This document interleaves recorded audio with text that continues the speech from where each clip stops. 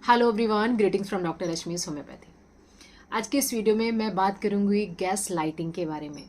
Gas lighting, आप लोगों में से बहुत सारे ऐसे लोग होंगे जिन्होंने इस शब्द को नहीं सुना होगा, लेकिन 2022 का सबसे ज़्यादा सर्च किया गया ये शब्द है गैस लाइटिंग। आप जब इस वीडियो को पूरा देखेंगे और इस कॉन्सेप्ट को समझेंगे कि एक्चुअली गैस लाइटिंग क्या होता है, तब आप ये ज़रूर रियलाइज़ करेंगे कि आप में से बहुत सारे लोग इसका शिकार हो रहे हैं, या आपके परिवार में या आपके दोस्त में या आपकी जान पहचान में कोई ना कोई एक ऐसा इंसान ज़रूर है जो गैस लाइटिंग का शिकार हो रहा है। तो सबसे पहले हम जानते हैं कि गैस लाइटिंग एक्चुअली होता क्या है। सुनने में तो ये नया शब्द लग रहा होगा, लेकिन ये इसका जो ओरिजिन है बहुत पुराना है। 1944 में एक मूवी आई थी गैस लाइट। उसके अंदर ये दिखाया गया कि किस तरह से एक हस्बैंड अपनी वाइफ के एक्सपीरियंसेस को, उसके फीलिंग्स को, उसके इमोशंस को मैनिपुलेट करता है। सो gas lighting is a form of psychological abuse, जिसमें इंसान को पता नहीं होता है कि उसके साथ एक्चुअल अब्यूज़ हो रहा है। कोई उसको डायरेक्टली कुछ अब्यूज़ नहीं करता है, बट इनडायरेक्टली उसके फीलिंग्स को मैनिपुलेट करता है। उस मूवी में ये दिखाया गया था कि एक हस्बैंड एक लाइटर को फ्लिकर करके छोड़ देता है। जब उसकी वाइफ कहती है कि वहाँ पे कुछ फ्लिकर हो रहा है, वहाँ पे कुछ जल रहा है, तो उसको कहता नहीं, तुम्हें ऐसा लग रहा होगा, ऐसा है नहीं। तो वो धीरे धीरे उसको, और वो उसको जब चेक करती है तो वहाँ पे कुछ नहीं दिखता है, क्योंकि बाहर से उसको फ्लिकर कर रहा होता है। तो ये जो फीलिंग है, धीरे धीरे वाइफ को लगने लगता है कि शायद उसको जो कुछ भी दिखता है वो गलत है, जो कुछ भी सुनाई देता है वो भी गलत है। तो धीरे धीरे उसके अंदर लैक ऑफ कॉन्फिडेंस होने लगता है, उसको डिपेंडेंसी होने लगती है कि जो कोई भी चीज़ है उसके लिए हस्बैंड से एक वैलिडेट करे, उसके लिए पूछे, और कई बार उसको लगता है कि वो पागल है। तो साइकोलॉजिकल अब्यूज़ का ये फॉर्म जो गैस लाइट होता है, बहुत पुराना कॉन्सेप्ट है, लेकिन बहुत सारे लोग इससे सफ़र करते हैं, फिर भी उनको पता नहीं होता है।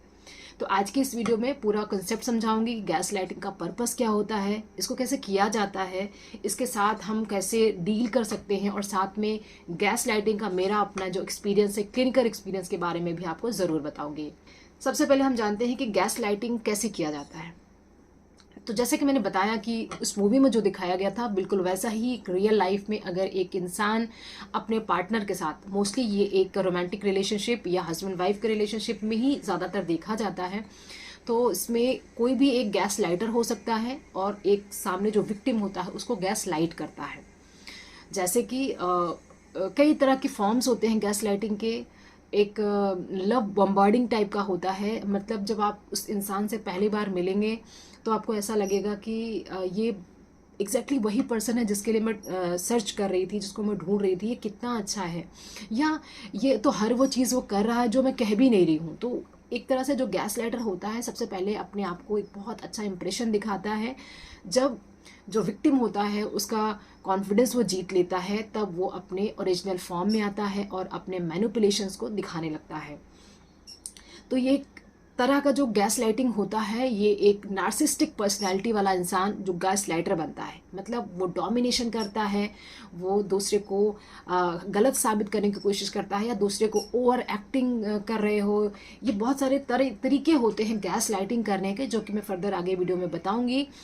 तो जो गैस लाइटर होता है विक्टिम को इसलिए गैस लाइट करता है क्योंकि वो उसके ऊपर कंट्रोल पाना चाहता है। धीरे धीरे करके जो विक्टिम होता है, जो जिसके ऊपर गैस लाइट की जाती है, उसको अपने ऊपर से बिल्कुल विश्वास ख़त्म हो जाता है, और उसको लगता है कि कुछ भी ऐसा नहीं, जो भी चीज़ है उसके साथ सब कुछ गलत है, या सब कुछ गलत फील कर रही हो वो, और एक तरह से मेंटली डिसेबल्ड वो हो जाती है। जो गैस लाइटिंग होती है, जैसे कि मैंने बताया कि नार्सिस्टिक पर्सनैलिटी वाले ज़्यादातर करते हैं, लेकिन जिनके अंदर ये गैस लाइटिंग की जाती है, जिनके ऊपर ये गैस लाइटिंग की जाती है, वो ज़्यादातर शुरू से ही ADHD वाले होते हैं, हाइपर एक्टिव होते हैं, किसी चीज़ पर कॉन्सेंट्रेशन उनका नहीं होता है, भुलक्कड़ टाइप के होते हैं, मेमोरी उनकी वीक हो सकती है। तो जब उनके साथ ऐसा मैनिपुलेट किया जाता है, ऐसा अब्यूज़ उनके साथ किया जाता है, तो उनको लगता है कि मैं तो शुरू से ही ऐसी थी, तो शायद मैं ही गलत हूँ, या मुझे ही गलत चीज़ें दिख रही हैं, मैं ही रियलिटी को पहचान नहीं पा रही हूँ। धीरे धीरे करके उस लेडी को या उस इंसान को ओरिजिनलिटी से दूर जाने लगता है, अपने देखी हुई चीज़ों पर, अपनी सुनी हुई चीज़ों पर ट्रस्ट नहीं आने लगता है, और धीरे धीरे करके वो पूरा अपना एक तरह से पागलपन की तरफ वो चला जाता है। तो जिन लोगों को ADHD होता है, ऐसा देखा गया है कि उनके अंदर गैस लाइट का विक्टिम होने के चांसेस ज़्यादा होते हैं, और जो लोग बहुत डोमिनेटिंग होते हैं, जो लोग बहुत नार्सिस्टिक टाइप के होते हैं, वो लोग गैस लाइट ज़्यादा करते हैं। अब कुछ फ्रेजेस हैं जो गैस लाइटर हमेशा यूज़ करता है। अगर कोई इंसान अपने अपने हस्बैंड को या अपनी वाइफ को बताता है कि मुझे तो ऐसा लगता है, तो वो तरह तरह के शब्द हैं जिनको वो यूज़ करता है और इस तरह से उसको अब्यूज़ किया जाता है। तो ये टॉक्सिक रिलेशनशिप का एक आधार होता है। जो भी रिलेशनशिप में टॉक्सिसिटी आ जाती है, एक डोमिनेटिंग हो जाता है हर दूसरे के इमोशंस के साथ, वो मैनिपुलेट करता है। और ये मैनिपुलेशन थोड़े समय के लिए नहीं होती है, ये धीरे धीरे constant over long period of time रहता है। मतलब परसिस्टेंटली अगर आपके इमोशंस को कोई मैनिपुलेट करता है, जो कुछ आप देख रहे हैं उसका उल्टा बताता है या उसको गलत साबित करने की कोशिश करता है, तो इसको हम गैस लाइटिंग बोलते हैं। अब हम फ्रेजेस की बात करते हैं। सबसे पहला जो फ्रेज इस तरह के जो नार्सिस्टिक्स होते हैं या जो गैस लाइटर्स होते हैं वो यूज़ करते हैं, वो कहते हैं कि यू आर ओवर रिएक्टिंग। किसी भी बात पे अगर आप अपनी बात बताते हैं कि ऐसा हुआ और वैसा हुआ, तो कहते हैं नहीं ऐसा तो कुछ नहीं हुआ। विद होल्डिंग, मतलब मुझे तो याद नहीं है। अगर कोई पुरानी बात को वो डिस्कस करना चाहती है तो मुझे ऐसा तो लगता नहीं है। या तुम बहुत छोटी सी बात का बहुत बड़ा इशू बना रही हो। इस टाइप के जो फ्रेजेस हैं, इस टाइप के जो वर्ड्स हैं वो यूज़ करते हैं। गैस लाइटर ऐसा भी कहते हैं कि देखो तुम्हारे साथ कोई भी रिलेशनशिप में नहीं है, तुम्हारी किसी के साथ नहीं बनती है, तुम अपने अंदर खुद देखो कि तुम्हारे अंदर क्या कमी है, कुछ तो प्रॉब्लम है तुम्हारे साथ, जो किसी के साथ तुम्हारा रिलेशन अच्छा नहीं रहता, या जितने भी लोग हैं तुमसे दूर क्यों जाते हैं, सब तुम्हारे बारे में बात क्यों करते हैं, बार बार पुरानी बातों को याद करते हैं, जैसे तुमने मेरे ऊपर क्यों चिल्लाया था, या रिवॉर्डिंग हिस्ट्री, मतलब अपनी जो पहले जो चीज़ें होती हैं, जो पास्ट हैपनिंग्स होती हैं, उनको याद करते हैं। साथ के साथ वो ऐसे शब्दों को इतने प्यार से बोल देते हैं, जैसे मैनिपुलेट किया उसके बाद बोलते हैं, या उसको कुछ ऐसी चीज़ें बोली जो उसको अब्यूजिव लगी। गैस लाइटर तो उसको क्या बोलता है कि मैंने तुम्हारे साथ ऐसा जानबूझ के नहीं किया, या तुम इस चीज़ को ज़्यादा फील कर रही हो, लेकिन ऐसा कुछ फील करने वाला जैसा है नहीं इसमें। तो इस तरह के शब्द जो गैस लाइटर होता है विक्टिम के लिए यूज़ करता है। तुम ओवर रिएक्ट कर रही हो, तुम ज़्यादा इसके बारे में सोच रही हो, तुम्हें कुछ याद नहीं रहता है, तुम कुछ करती नहीं हो, यू आर यूजलेस। इस तरह के जो वर्ड्स होते हैं वो गैस राइटर कॉन्स्टेंटली विक्टिम के साथ यूज़ करता है।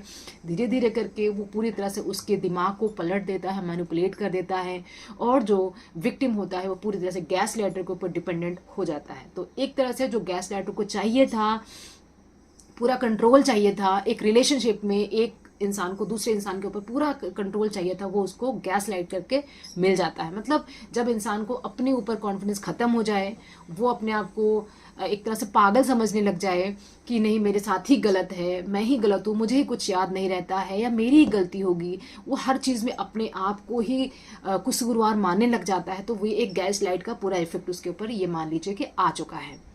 तो अब मैं आपको एक केस के बारे में बताना चाहूँगी जो गैस लाइटिंग का है।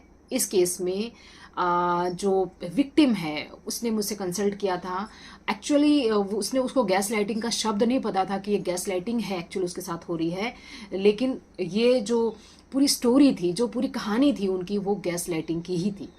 वो इंडिया से ही थी लेकिन यूएसए में सेटल्ड थी। उनके हस्बैंड खुद एक होम्योपैथ हैं और बहुत ज़्यादा उनका सर्कल है, बहुत अच्छे उनके टर्म्स हैं दूसरे लोगों के साथ, बहुत ही ज़्यादा एक डोनेशन वगैरह करते हैं, चैरिटी में बहुत बिलीव करते हैं, किसी के साथ आउट ऑफ द वे जाके उसकी हेल्प करते हैं, लेकिन घर के अंदर वो बिल्कुल अपोजिट रहते हैं।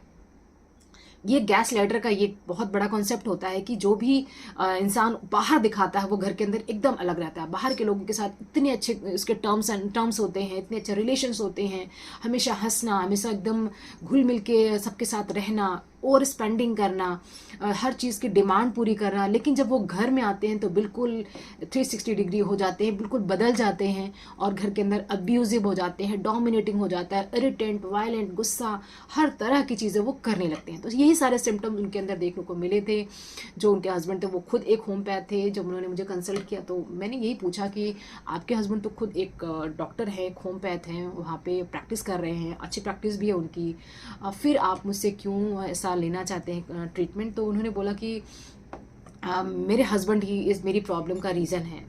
सो ऐसे ये केस गया कि उनके हस्बैंड वहाँ पे प्रैक्टिस कर रहे थे, उनका एक बेटा भी था, बेटा भी काफ़ी ज़्यादा उस एनवायरनमेंट को देख रहा था, काफ़ी ज़्यादा एकदम टॉक्सिक रिलेशनशिप हम मम्मी और पापा का उसका हो रहा था। बट जो मदर थी वो इस रिलेशनशिप को झेल रही थी। उसको हर बार लगता था कि शायद अब चीज़ें बेटर हो जाएंगी, शायद अब मेरे साथ इतनी गलत चीज़ें नहीं होंगी। उसमें यह था कि हस्बैंड का कहीं बाहर अगर किसी के साथ रिलेशनशिप हो जाता उसको भी वो माफ़ कर दे रही थी। हमेशा एक अब्यूज़िव रिलेशनशिप में रह रही थी, कुछ उसको पैसे मिल जा रहे थे, उससे ही वो अपना एक्सपेंडिचर कर रही थी। वो बाहर के लोगों के बहुत ज़्यादा एक्सपेंसेस कर रहे थे बट घर में नहीं पैसे देते थे। इस तरह से कुछ रिलेशनशिप था, बहुत ज़्यादा वायलेंस भी था, कई बार फिजिकल वायलेंस में भी हो जाता था। तो गैस लाइटिंग में मैनिपुलेशन भी थी बहुत ज़्यादा, और फिजिकल वायलेंस भी इन्वॉल्व हो चुका था। तो ये कॉन्सेप्ट था। लेकिन ये जो ट्रीटमेंट था, ये जो जो केस था, उसमें काउंसलिंग बहुत ज़्यादा अच्छा काम करती है। जब आप किसी पेशेंट को काउंसिल करते हैं, उनको सेल्फ कॉन्फिडेंस देते हैं, उनको एक अलग तरीके से सोचने की आप शक्ति देते हैं, आप उनको बताते हैं कि ऐसा नहीं है कि सब कुछ गलत आपके साथ ही है, देयर मेनी सर्कमस्टांसेस जो कि गलत हो सकती हैं। तो धीरे धीरे इंसान के अंदर over a period of time, बहुत लंबा समय लगता है ऐसे लोगों को काउंसिल करने में, क्योंकि बहुत तरह से बहुत ज़्यादा उनको मैनिपुलेट किया गया होता है। तो अगर आपके आसपास कोई इंसान है जिनके साथ जो बिल्कुल शुरू में बिल्कुल अलग थे, बहुत अच्छी पर्सनैलिटी थी, बहुत कॉन्फिडेंट थे, हर चीज़ में एक्टिवली पार्टिसिपेट करते थे, और कुछ समय के बाद या आफ्टर मैरिज या आफ्टर गेटिंग इनटू रिलेशनशिप वो बिल्कुल बदल गए हैं, वो बिल्कुल कॉन्फिडेंस नहीं रहता है, या चेहरे से भी वो बहुत ज़्यादा डरे डरे से या बहुत इमोशनलेस वो दिखते हैं, तो ऐसे लोगों के अंदर गैस लाइटिंग की जा रही होती है और बहुत सारे लोगों को पता भी नहीं होता है। तो गैस लाइटिंग के ट्रीटमेंट की अगर हम बात करें तो हम इसमें काउंसलिंग बहुत ज़्यादा हेल्प करती है। काउंसलिंग के साथ हम होम्योपैथिक मेडिसिन देते हैं। अब ये मेडिसिन किस लिए देते हैं? Just to counter the effects of the gaslighting जो उसके साथ हो चुकी है। अगर गैस लाइटिंग के कारण वो अपने आप पे विश्वास नहीं करती है, वो उसका कॉन्फिडेंस खत्म हो चुका है, उसको चीज़ें याद नहीं रहती है, या उसको लगता है कि she is not sufficient to manage the home, तो उसमें इसको हेल्प मिलती है। देखिए, अब इसमें दवाइयाँ कैसी होती हैं, क्योंकि अगर आप होम्योपैथिक मेडिसिन लेते हैं तो आपको पता होगा कि होम्योपैथिक मेडिसिन के लिए सिम्टम्स आर वेरी इंपॉर्टेंट। एक ही दवा हर एक गैस लाइटेड विक्टिम के लिए नहीं दे सकते हैं। वी नीड टू नो कि गैस लाइटिंग से उस पेशेंट के अंदर असर क्या आया है। क्या वो पेशेंट डिप्रेस्ड हो गया है? क्या वो पेशेंट लॉस्ट हो गया है? क्या वो मेमोरी उसकी ख़त्म हो चुकी है? क्या उसकी सैनिटी लॉस हो चुकी है? तो ये सारी चीज़ें बहुत मैटर करती हैं जब हम पेशेंट को ट्रीटमेंट के लिए देखते हैं। होम्योपैथी की दवाइयाँ और साथ में काउंसलिंग, ये दोनों अगर साथ में चलती हैं, देन ओनली गैस लाइटिंग के जो बैड इफेक्ट्स होते हैं उसको हम ख़त्म कर सकते हैं। साथ के साथ अगर आप विक्टिम के साथ रह रहे हैं और आपको पता चल गया कि you are actually being gaslighted, तो आपको देखना होगा कि आप कैसे उसके साथ डील करते हैं, कैसे धीरे धीरे करके अपना जो सेल्फ कॉन्फिडेंस है, जो अपनी थिंकिंग कैपेसिटी है, जो अपनी जो गिल्ट है कि प्रॉब्लम मेरे अंदर है, उन सब चीज़ों से आप बाहर निकल सकते हैं। सो गैस लाइटिंग के लिए कुछ दवाइयाँ हैं जो बहुत अच्छा काम करती हैं, बट एज आई सेड कि इसमें डिटेल्स लेना इज़ वेरी इंपॉर्टेंट। पहली दवा है जो हम गैस लाइटिंग के केसेस में देते हैं, वो है नेट्रीम्यूर। नेट्रीम्यूर दिया जाता है अगर there is a long history of gaslighting. इसमें पेशेंट डिप्रेस्ड रहता है, अकेला रहना चाहता है, जो म्यूज़िक होता है उसको बिल्कुल बर्दाश्त नहीं होता, जैसे म्यूज़िक सुनता है उसको रोना आ जाता है, और उसको पता नहीं होता एक्चुअली उसके साथ प्रॉब्लम क्या है, क्योंकि वो किसी के साथ शेयर भी नहीं करता है, फैमिली मेम्बर्स के साथ वो बिल्कुल शेयर नहीं करता। अगर उसको कुछ फीलिंग्स आती हैं, कभी सैडनेस आती है, तो एक बंद रूम में चला जाता है और वहाँ पर रो करके, या किसी के सामने नहीं रोता है, वहाँ पर रो करके जैसा भी होता है वो अपने आप को रिलीव कर लेता है। एक दूसरी दवा है जो ऑरम मेटालिकम है, ये जो मेल पेशेंट्स होते हैं उनके ऊपर बहुत अच्छा काम करता है। ये भी एक गैस लाइटेड विक्टिम के लिए अच्छी दवा साबित हो सकती है अगर उसके अंदर ज़्यादा लंबे समय तक गैस लाइटेड होने के कारण अभी डिप्रेसिव थॉट्स आने लग गए हों, सुसाइडल थॉट्स आने लग गए हों, कई बार या तो सुसाइड अटेम्प्ट भी किया हो। ऐसे केसेस में गैस लाइटिंग के लिए ये Aurum metallicum is a good remedy. एक और दवा है स्टेफिस एग्रिया जो हम देते हैं गैस लाइटेड विक्टिम्स में, लेकिन इसके अंदर सुसाइडल थॉट्स नहीं होते हैं, इसके अंदर कोई डिप्रेशन नहीं होता है, लेकिन इसके अंदर जो रेज होता है, जो वायलेंस होता है, वो एकदम दबा हुआ होता है। जब भी मौका मिलता है वो फट सकता है। बहुत लंबे समय तक उसको अगर गैस लाइटिंग की गई हो और वो एक्चुअली जब उसको समझ में आया हो तो बहुत ज़्यादा उसको उसके अंदर गुस्सा भर चुका हो, लेकिन वो गुस्सा निकाल नहीं सकता है, वो एक्सप्रेस नहीं कर सकता, वो अंदर अंदर रहता है। ऐसे केस में स्टेफिस एग्रिया को सोच सकते हैं हम।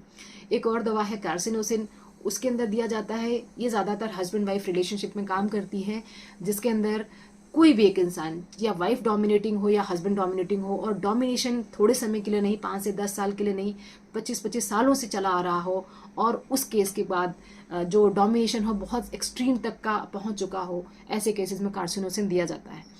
ये कुछ दवाइयां हैं जो कि गैस लाइटिंग में फ्रीक्वेंटली यूज़ की जाती हैं, लेकिन बहुत सारी दवाइयां हैं, कम से कम 15 से 20 दवाइयां जो सिर्फ गैस लाइटिंग के लिए होम्योपैथी में अवेलेबल हैं। इनका सिलेक्शन होता है पेशेंट के कंप्लीट सिम्टम्स के ऊपर, साथ के साथ counselling as a set is very important such cases. तो ये कॉन्सेप्ट गैस लाइटिंग का आई होप कि मैंने थोड़ा बहुत आपको समझा पाई हूँ। आगे भी मैं इसके टॉपिक के बारे में और क्लैरिफिकेशन देती रहूँगी। तो अगर आप गैस लाइट के विक्टिम हैं या आप किसी को जानते हैं कि जो गैस लाइट का विक्टिम है, उसके साथ ये वीडियो ज़रूर शेयर करें, वो समझ पाएँ कि एक्चुअल उनके साथ मैनिपुलेशन हो रही है, there is nothing wrong with their mind, with their body.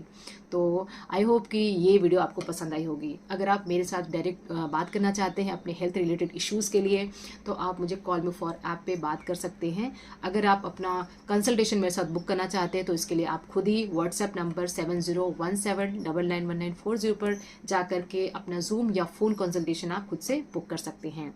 Wishing you very good health. Thanks for watching.